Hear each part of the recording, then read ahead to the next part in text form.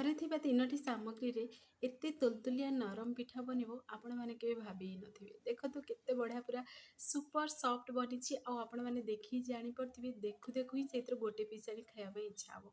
ଆଉ ଦେଖନ୍ତୁ ଆପଣମାନଙ୍କୁ ଏଇଠି ମୁଁ ଦେଖେଇ ଦେଉଛି କେତେ ପୁରା ନରମ ବନିଛି ଆଉ ପୁରା କ୍ୟାମେରା ସାମ୍ନାରେ ଦେଖାଉଛି କେତେ ସୁନ୍ଦର ବି ଦେଖାଯାଉଛି ପୁରାପୁରି ସଫ୍ଟ ଯେମିତି ପାଟିରେ ଦଉ ଦଉ ମିଳେଇଯିବ।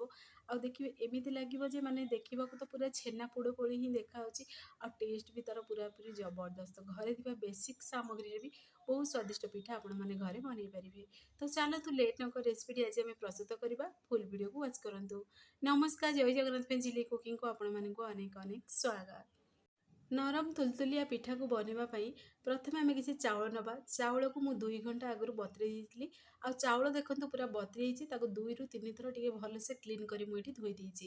ଧୋଇ ସାରିବା ପରେ ଆପଣମାନେ ଚାହିଁଲେ ଅରୁଆ ଚାଉଳରେ ବି ବନେଇ ପାରିବେ, ଉଷୁନା ଚାଉଳରେ ବି ବନେଇ ପାରିବେ, କିନ୍ତୁ ମୁଁ ଏଠି ଅରୁଆ ଚାଉଳ ହିଁ ନେଇଛି। ତାପରେ କ'ଣ କରିବେ ନା ଗୋଟେ ଜାର୍ ନେବା, ସେଇଥିରେ ଆମେ ସବୁତକ ଚାଉଳକୁ ଏଡ଼୍ କରିଦେବା ଆଉ ସେଥିରେ ଅଳ୍ପ ଟିକେ ଆମେ ଏଡ଼୍ କରିବା। ଏଠି ଚୁଡ଼ାଟା ପୁରାପୁରି ଅପସନାଲ୍ ଅଛି, କେବଳ ଚାଉଳରେ ବି ବନେଇ ପାରିବେ।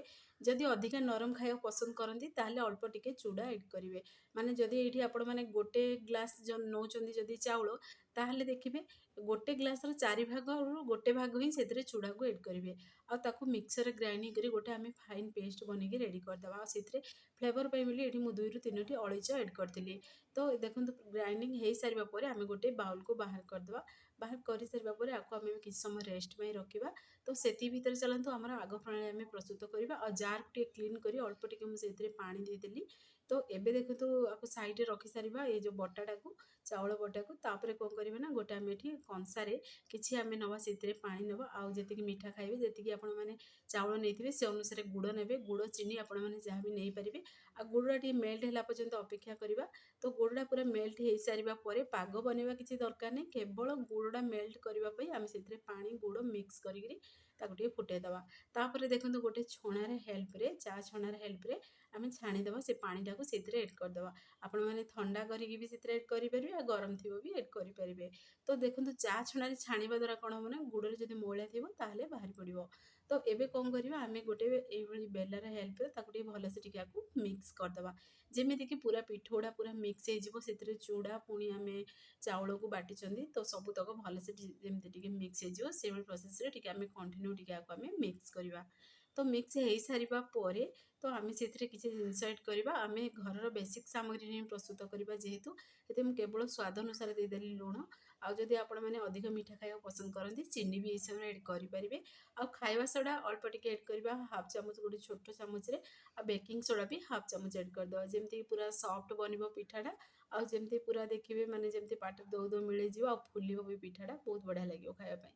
ତ ଏଇଭଳି କଣ୍ଟିନ୍ୟୁ ଟିକେ ମିକ୍ସ କରିବା। ତ ଦେଖନ୍ତୁ କେତେ ବଢ଼ିଆ ଆମର ଏଠି ପେଷ୍ଟଟା ବନିକି ରେଡ଼ି ହେଇଗଲାଣି। ଆଉ ଟିକେ ପତଲା ହିଁ ରଖିବେ।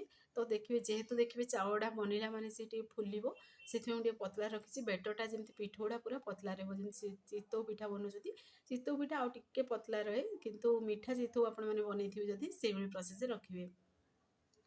ତାପରେ କ'ଣ କରିବେ, ଆପଣମାନେ ଚାହିଁଲେ ଡେକ୍ଚିରେ ବି ବନେଇ ପାରିବେ। ତ ଏଇଠି ମୁଁ ପ୍ରେସର କୁକରରେ ହିଁ ବନାଉଛି। ତ ଦେଖନ୍ତୁ ପ୍ରେସର କୁକରରେ ମୁଁ ଏଡ଼୍ କରିଦେଲି ଏ ବଡ଼ 2 ଚାମଚ ସେଥିରେ ରିଫାଇନ୍ ତେଲ ଏଡ଼୍ କଲି ଆଉ ଗୋଟେ ବଡ଼ ଚାମଚ ସେଥିରେ ଘିଅ ଏଡ଼୍ କରିଦେଲି। ଦେଖିବେ ପିଠାରେ ଦେଖିବେ ଘିଅର ଫ୍ଲେଭର ବହୁତ ବଢ଼ିଆ ଲାଗେ। ଆଉ ଏଠି ଆପଣମାନେ ଚାହିଁଲେ ଡ୍ରାଇ ଫ୍ରୁଟ୍ ଆପଣମାନଙ୍କୁ ଯାହା ବି ପସନ୍ଦ ଆପଣମାନେ ଏଡ଼୍ କରିପାରିବେ।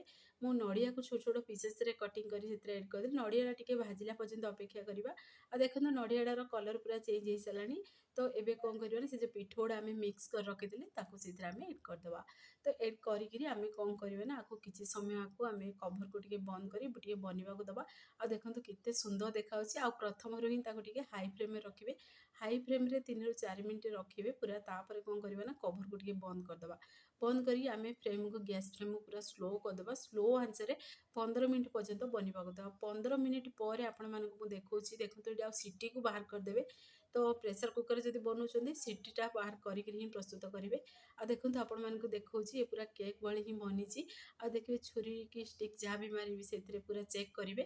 ତ ଦେଖିବେ ଯଦି କ୍ଲିନ୍ ବାହାରୁଛି ତାହେଲେ ଜାଣିଦେବେ ଯେ ପିଠାଟା ପରଫେକ୍ଟଲି ବନିଯାଇଛି।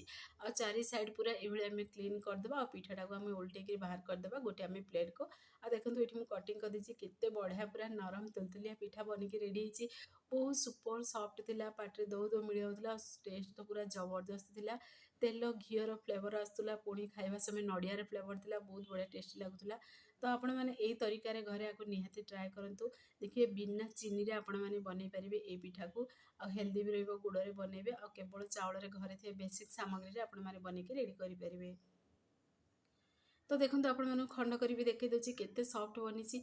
तो आपण माने भी घरे आको निहाती ट्राए करंतु फ्रेंड्स। आपण जदि वीडियोटी मोर पसंद आस्तियो सांग मानकु शेयर करंतु लाइक करंतु चैनल जदि नुआ अछनी ताहले चैनल को मोर सब्सक्राइब कर दियंतु बेल आइकन क्लिक कर दियंतु जहा फल मोर सब वीडियो नोटिफिकेशन प्रथमे आपण मानकु पहुंचीबो। मु एमती इजी इजी वीडियो नै आसीबी आपण माने देखिरि घरे आको निहाती ट्राए करंतु। आ जदि फेसबुक पेज देखुछथि ताहले फेसबुक पेज मोर फॉलो करंतु। इंस्टाग्राम रे देखुतले फॉलो करबा को जोमारे भूलंतुनी। आ देखंतु केते पूरा सॉफ्ट बनिची केते पूरा नरम बनी नरम बा सॉफ्ट बनिची केते माने जेमति कि पाट दौ दौ मिले जाउतला आ बहुत टेस्टी थिला।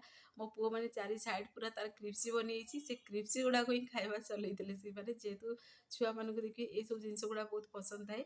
तो सेति पई तो आपण माने घरे आको निहाती ट्राए करंतु छुआ माने भी मागी खाइबे जेहेतु आपण माने आको केक बोली भी कहि परिबे राइस केक बा चावल केक बोली भी। तो फाइनल रेसिपी बनी गलानी पोड़ो पिठा बोली भी कहि परिबे।